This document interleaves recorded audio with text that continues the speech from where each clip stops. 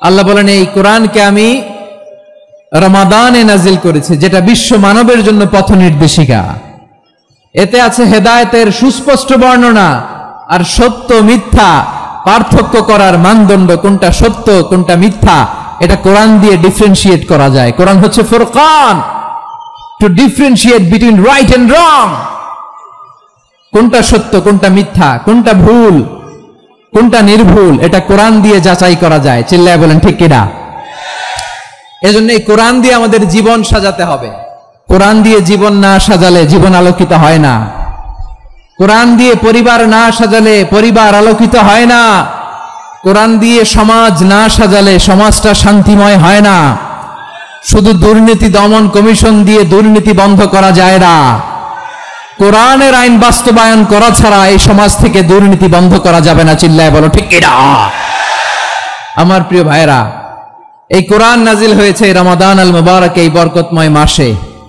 তাই আমাদের উচিত এই মাসে আসন্ন যে রমাদান আল মুবারক, এই রমাদানে কোরআনের সাথে নিজেদের সম্পর্ককে বাড়ানো। আপনি কি জানেন কোরআন নিয়ে কোন ফেরেশতা পৃথিবীতে এসেছিল? জানেন? ফেরেশতার নাম কি বলেন তো? জিবরিল আলাইহিস সালাম। একটু খেয়াল করে শুনেন, সাইয়েদনা জিবরিল কোরআন নিয়ে এসেছেন, ফলে উনি হয়েছেন শ্রেষ্ঠ ফেরেশতা। বিশ্ব নবীর উপর কোরআন নাজিল হয়েছে, তাই তিনি হয়েছেন শ্রেষ্ঠ নবী। রমাদানে কোরআন নাজিল হয়েছে, তাই রমাদান হয়েছে শ্রেষ্ঠ মাস। কদরের রাতে কোরআন নাজিল হয়েছে, তাই কদর হয়েছে শ্রেষ্ঠ রাত। আমরাও যদি কোরআনের সাথে সম্পর্ক বাড়াই, আমাদের মর্যাদাও এরকম, আমাদেরকেও শ্রেষ্ঠ মানুষ বানায় দিবে কে? এজন্য কোরআনের সাথে সম্পর্ক বাড়াইতে রাজি আছেন তো? যারাই কোরআনের সাথে সম্পর্ক বাড়ায় এদের মর্যাদা বাড়ায় দেয় কে? দেখবেন আমাদের হাফেজে কোরআন, তারা ইন্টারন্যাশনাল কোরআন কম্পিটিশনে যে গোটা বিশ্বকে পেছনে ফেলে প্রথম পুরস্কার নিয়ে আসে। এত ছোট ছোট বাচ্চা, ও সমাজ বোঝে না, রাজনীতি বোঝে না, টাকা পয়সা বোঝে না, কিচ্ছু বোঝে না, কিন্তু গোটা বিশ্বে ওকে সম্মানের চেয়ারে আসীন করেছে কে? এই কোরআনের সাথে লাগলে আল্লাহ তাআলা সম্মান বাড়িয়ে দেয়। আমার প্রিয় ভাইয়েরা, আসুন আমরা আলোচনার শুরুতেই শপথ নেই যে আসন্ন রমাদানে আমরা কোরআনের সাথে নিজেদের সম্পর্ককে মজবুত করব ইনশাআল্লাহ। শাবান মাস আসলে, রজব মাস আসলে সাহাবারা কি করতেন আসুন আমরা দেখি কিভাবে তারা রমাদানকে ওয়েলকাম জানাতেন। রজব শাবান আসলেই ওনারা রমাদান পর্যন্ত পৌঁছার আকুতি, আগ্রহ আর ফরিয়াদ আল্লাহর কাছে জানাতেন, আর বলতেন, ইয়া আল্লাহ, রমজান পর্যন্ত আমাদের হায়াত বাড়িয়ে দাও। আল্লাহুম্মা বাল্লিগনা রমাদান, আল্লাহ তুমি রমজান পর্যন্ত আমাদের পৌঁছে দাও। আল্লাহুম্মা বারিক লানা ফি রজব ওয়া শাবান ওয়া বাল্লিগনা রমাদান, আল্লাহ রজব শাবানে বরকত দাও। হতে পারে এই রমাদানই হতে পারে আমার জীবনের শেষ রমাদান। ঠিক কিনা বলেন? তাই আসুন আমরা আল্লাহর কাছে দোয়া করি, আল্লাহুম্মা বাল্লিগনা রমাদান, আল্লাহ তুমি রমাদান পর্যন্ত আমাদেরকে পৌঁছে দাও। আওয়াজ করে পড়েন আমিন। ইবনে রাজব আল হাম্বলি লাতাইফুল মাআরিফের মধ্যে লিখেছেন, সাহাবারা ওনারা রমাদান কেন্দ্রিক, আমাদের সালফে সালেহিনরা রমাদান কেন্দ্রিক জীবন কাটাতেন। ওনারা রমজান আসার 6 মাস আগে আল্লাহর কাছে দোয়া করতেন, আল্লাহ রমজান পর্যন্ত পৌঁছে দাও। রমজান চলে যাওয়ার পরে বাকি 6 মাস আল্লাহর কাছে দোয়া করতেন, আল্লাহ এই রমাদানে যে ইবাদত করেছি এই ইবাদতগুলো তুমি কবুল করে নাও। সুবহানাল্লাহ।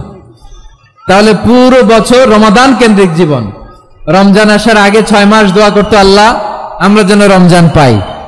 রমজান চলে যাওয়ার পরে বাকি 6 মাস বলতো, আল্লাহ রমজানে যে ইবাদত করেছি এগুলো তুমি কবুল করে নাও। সুবহানাল্লাহ। আবার এই শাবান মাসে আল্লাহর হাবিব সাল্লাল্লাহু আলাইহি ওয়াসাল্লাম সবচেয়ে বেশি রোজা রাখতেন। কানা ইয়াসুমু শাবানা কুল্লাহ, সবচেয়ে বেশি রোজা রাখতেন শাবান মাসে। শাবানের অল্প কয়েকদিন ছাড়া পুরো শাবানটাই বিশ্বনবী রোজা রাখতেন। সুবহানাল্লাহ পড়েন। এই শাবানে আপনারা রোজা রাখছেন তো? রাখছেন? আল্লাহ তুমি কবুল করো, আমরা সবাই পড়ি আমিন। রব্বুল আলামিন বলেন, ইয়া আইয়ুহাল্লাযীনা আমানু কুতিবা আলাইকুমুস সিয়ামু কামা কুতিবা আলাল্লাযীনা মিন ক্বাবলিকুম লাআল্লাকুম তাত্তাকুন। আল্লাহ বলেন, ও বিশ্বাসীরা শোনো শোনো, তোমাদের জন্য সিয়ামকে ফরজ করা হয়েছে, ঠিক যেমন ভাবে তোমাদের পূর্ববর্তী উম্মতদের উপরও সিয়ামকে ফরজ করা হয়েছিল।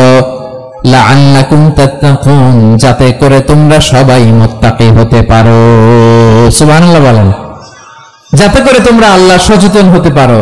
এই পুরো রমাদান ব্যাপী সিয়াম সাধন করা, সিয়াম পালন করাকে আমাদের জন্য ফরজ করে দিয়েছে কে?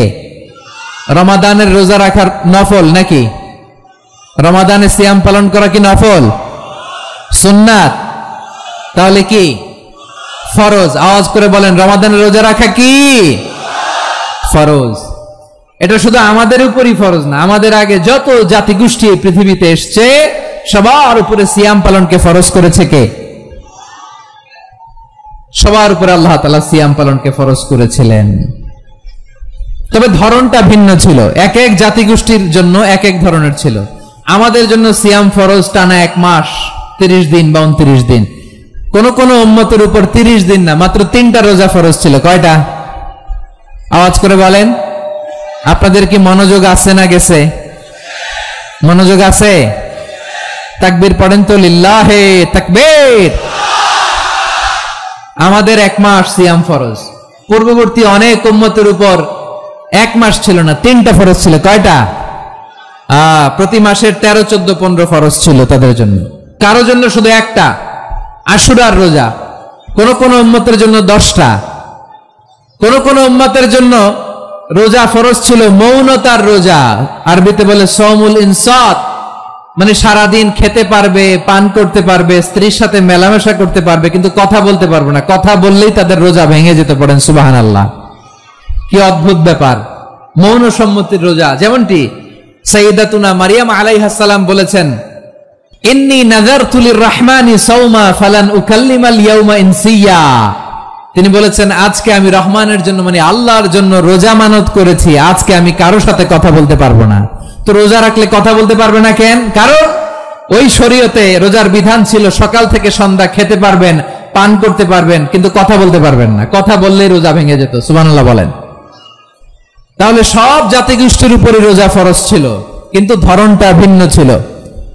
মজার ব্যাপার হচ্ছে, আপনি বর্তমানেও বিভিন্ন ধর্মের দিকে তাকান, বৌদ্ধ ধর্ম, হিন্দু ধর্ম, খ্রিস্ট ধর্ম, তাদের মধ্যে রোজা আছে।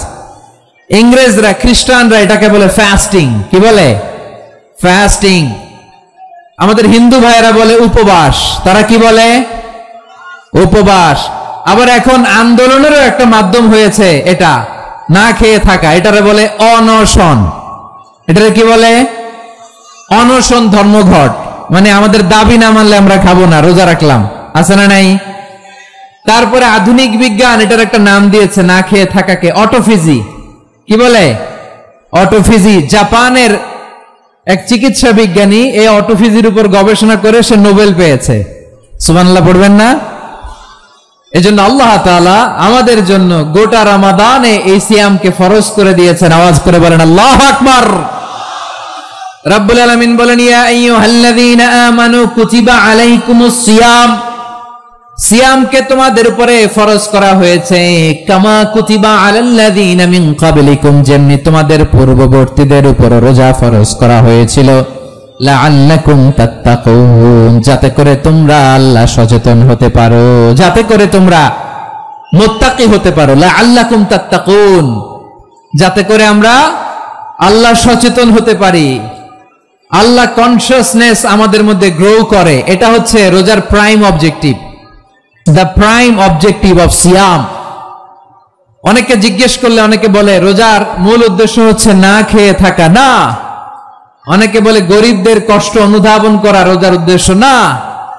রোজার উদ্দেশ্য কি? সিয়াম পালনের উদ্দেশ্য কি? এটা আল্লাহ তাআলা স্পষ্ট এই আয়াতের পেছনে বলেছেন যে লাআল্লাকুম তাত্তাকুন, যাতে করে তোমরা আল্লাহ সচেতন হতে পারো, আল্লাহ ভীতি তোমাদের মধ্যে গ্রো করে, গড কনসিয়াসনেস, আল্লাহ কনসিয়াসনেস, আল্লাহ সচেতনতা যেন বাড়ে, দ্য সেন্স অফ অ্যাকাউন্টেবিলিটি, আল্লাহর সুপ্রিম কোর্টের কাঠগড়া এই দুনিয়াতে আমি যাই করলাম তার সবকিছু যে পাই টু পাই হিসাব দিতে হবে, এই sense, to enhance the sense that what ever we do Allah is watching me.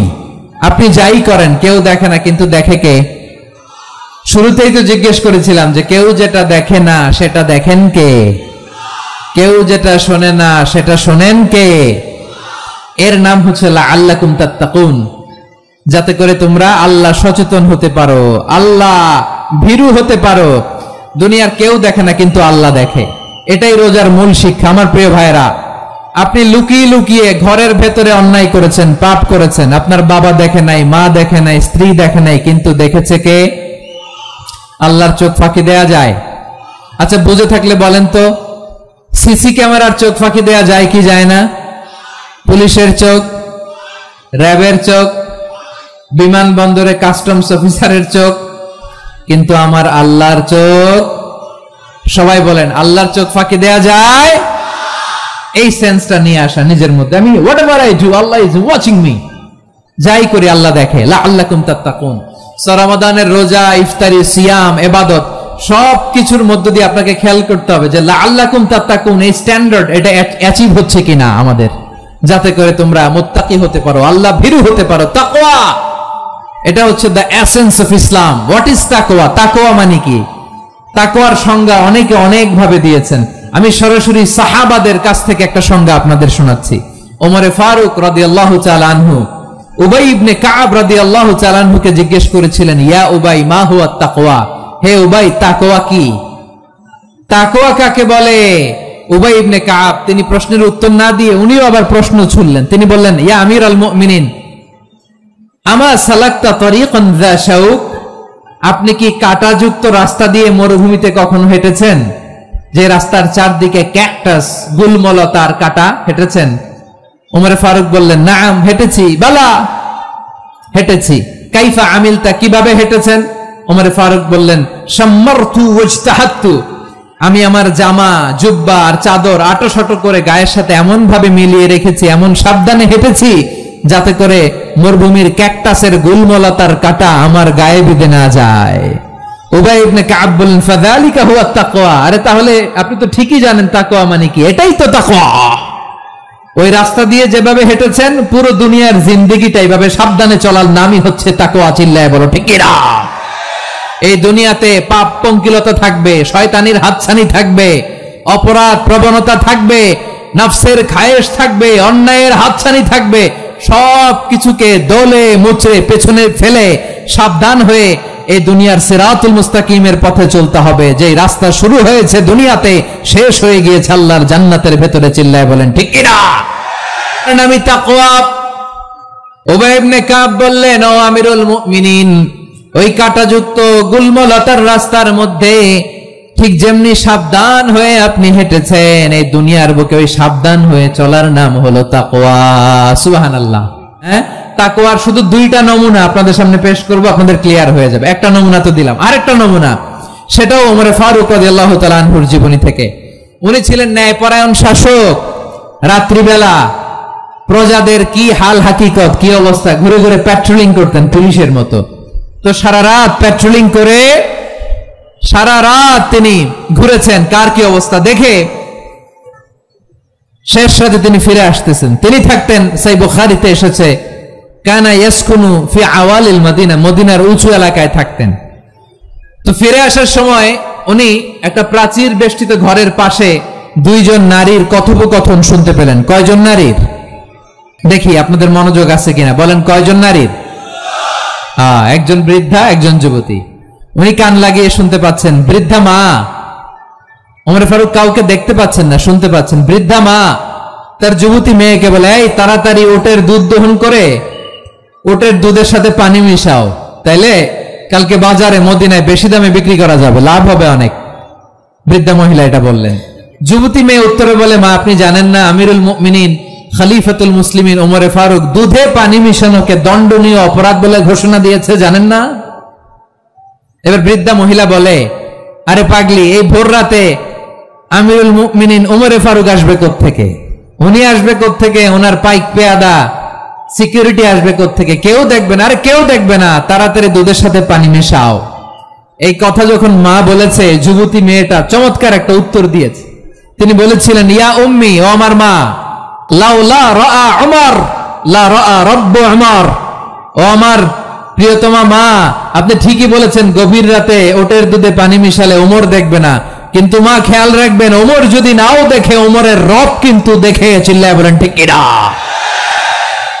This is called তাকওয়া। লাউলা রাআ উমরু লা রাআ রাব্বু উমর। ওমর দেখে না, কিন্তু ওমরের রব দেখে। চিল্লায় বলেন ঠিক কিনা? এজন্য রব্বুল আলামিন বলেন লা তুদরিকুহুল আবসার ওয়া হুয়া ইউদরিকুল আবসার ওয়া হুয়াল লাতীফুল খাবীর। তিনি এমন সত্তা, দুনিয়ার কোন চোখ তাকে দেখে না, কিন্তু দুনিয়ার সবগুলো চোখকে, সব মানুষের অ্যাক্টিভিটিসকে আরশের উপর থেকে সবকিছু মুহূর্তে মুহূর্তে দেখতে পান কে? তাহলে তাকওয়া কারে বলে বুঝতে পারছেন? হ্যাঁ, দুনিয়াতে সাবধানে চলার নাম তাকওয়া। কেউ দেখে না, কিন্তু আল্লাহ দেখে। এই সেন্স, এই জবাবদিহিতার ভয়, দ্য সেন্স অফ অ্যাকাউন্টেবিলিটি, এই সেন্স নিজের মধ্যে গ্রো করার নাম হচ্ছে তাকওয়া।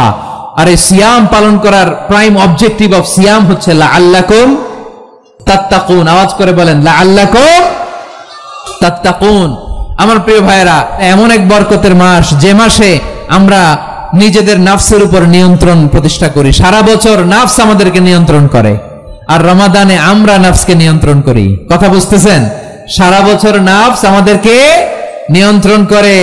এই যে এখন আমার খেতে মনে চাইলে যে খেজুর রাখা, আমি খেজুর খেতে পারবো, নাটস আছে, বাদাম খেতে পারি।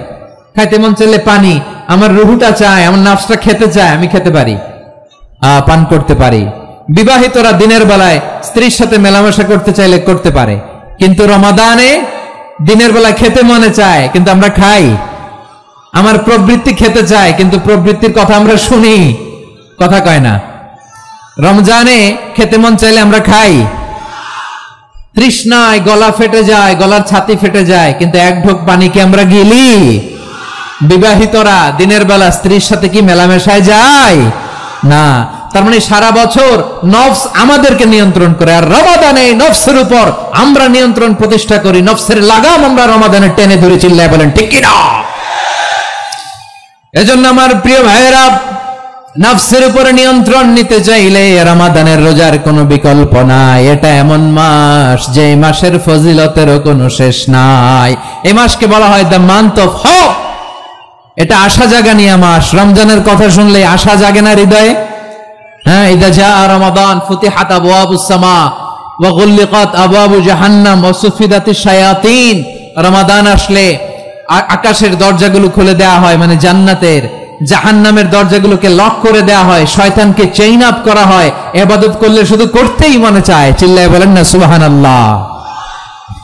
রমজানে ইবাদতে যে মজা পাওয়া যায়, সারা বছর অন্য কোন মাসে এই মজা আপনি পান? আমার চাঁপাইনবাবগঞ্জের ভাইরা আওয়াজ করে বলেন না, রমজানে ইবাদতে যে মজা অন্য মাসে এটা পান? কারণ রমজানে ইবাদত করলে সওয়াবও বেশি, ইবাদতের একটা পরিবেশ থাকে, ঠিক কিনা বলেন? অন্য মাসে ইবাদত করলে এর সওয়াব পাওয়া যায় গাণিতিক হারে, রমজানে ইবাদত করলে সওয়াব বাড়তে থাকে জ্যামিতিক হারে। সুবহানাল্লাহ করবেন না?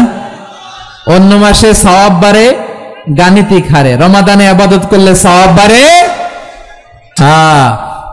কিভাবে জ্যামিতিক হারে বাড়ে দেখেন। রমাদানে একটা নফল করলে ফরজের সমান সওয়াব, একটা ফরজ করলে 70 থেকে 700 গুণ সওয়াব। রমজানে উমরা করলে হজের সমান সওয়াব। সুবহানাল্লাহ নাই? দ্য মান্থ অফ হোপ, আশা জাগানিয়া মাস। এই মাস আমাদেরকে হোপফুল করে, আশাবাদী করে। রমাদান যেমনি দ্য মান্থ অফ হোপ, আশা জাগানিয়া মাস, এট দ্য সেম টাইম এই রমাদান হচ্ছে মান্থ অফ ওয়ার্নিং, একটা ওয়ার্নিং এর মাস। নবী যেমনি আশা জাগাইছে, আবার ওয়ার্নিং দিয়েও গেছে, খবরদার। ওয়ার্নিংটা কেমন? আল্লাহর হাবিব সাল্লাল্লাহু আলাইহি ওয়াসাল্লাম মসজিদে নববীর ভেতরে, হঠাৎ তিনি মসজিদে নববীর মিম্বারে পা রেখে বললেন আমিন। দ্বিতীয় ধাপে পা রেখে বললেন আমিন, তৃতীয় ধাপে পা রেখে বললেন আমিন। সাহাবারা অবাক হয়ে বললেন ইয়া রাসূলুল্লাহ, ইয়া হাবিবাল্লাহ, 3 বার শুধু আমিন আমিন পড়লেন, কেন পড়লেন আমরা কিছু জানি না, আমাদেরকে জানিয়ে দেন কেন আপনি 3 বার আমিন বললেন। রাহমাতাল লিল আলামিন আল্লাহর হাবিব বললেন, ও আমার প্রাণের সাহাবীরা, আমি যখন মসজিদে নববীর মিম্বারের প্রথম ধাপে পা রেখেছি, সাইয়েদনা জিবরিল এসে আমাকে বলেছে, ও নবী, আপনার নাম শুনে যে ব্যক্তি আপনার উপর দরুদ পড়ে না তার ধ্বংস। আপনি বলেন আমিন। আমি বলেছি আমিন। দ্বিতীয় ধাপে পা রাখার পর সাইয়েদনা জিবরিল বললেন, ইয়া রাসূলুল্লাহ, মাতা পিতাকে বার্ধক্য অবস্থায় পেয়ে তাদের সেবা করে, তাদের সাথে সদাচরণ করে যে সন্তান জান্নাত কামাতে পারলো না, তার জন্য ধ্বংস। আপনি বলেন আমিন। আমি বলেছি আমিন। আবার মিম্বারের তৃতীয় ধাপে ঠিক যখনই আমি পা রাখলাম, সাইয়েদনা জিব্রাইল বললেন, নবী, রমজান মাস পাওয়ার পরে এই মাসে ইবাদত করে যে ব্যক্তি নিজের গুনাহ মাফ করাতে পারলো না, তার জন্য ধ্বংস। আপনি আওয়াজ করে পড়েন আমিন। কত বড় ধমক, কত বড় ওয়ার্নিং দেখছেন, যে রমাদান পেয়েছে কিন্তু রমাদানের ইবাদত করার মধ্য দিয়ে সে নিজেকে জাহান্নাম থেকে মুক্ত বানাতে পারলো না, তার উপর আল্লাহ লানত, তার জন্য ধ্বংস। সাইয়েদনা জিব্রাইল বলেছেন আমিন, স্বয়ং বিশ্বনবীও বলেছেন আমিন। আওয়াজ করে পড়েন নাউযুবিল্লাহ। তাহলে রমজান আসবে আর আমরা নিজেদেরকে জাহান্নামীদের লিস্ট থেকে নাম কাটিয়ে জান্নাতীদের লিস্টে উঠাতে পারবো না। এর চেয়ে বড় হতভাগা কি আর কেউ থাকতে পারে? আওয়াজ করে বলেন। তাহলে রমাদানের এই রহমত, বরকত, মাগফিরাত, ফজিলত আমাদের কামাই করার দরকার আছে না নাই?